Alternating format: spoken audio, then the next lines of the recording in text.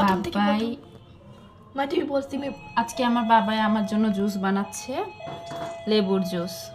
এই যে সে হচ্ছে সুন্দর মতো লেবু থেকে লেবুর রসটা বের করে নিচ্ছে, আপনারা দেখতেই পাচ্ছেন।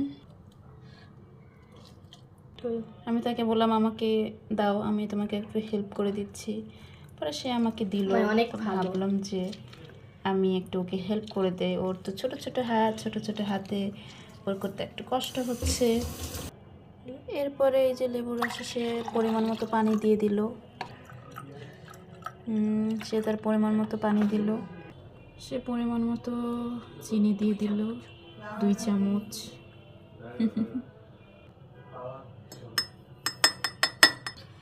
সামান্য লবণ, ওই যে একটা গান আছে না, একটু চা বানাও আমার জন্য, তাই নিশান আমার জন্য খুব সুন্দর করে লেবুর শরবত বানাচ্ছে চায়ের পরিবর্তে।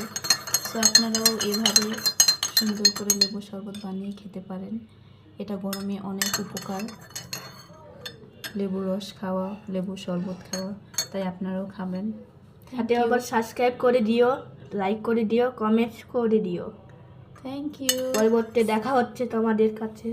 বাই বাই, আল্লাহ হাফেজ। হাফেজ।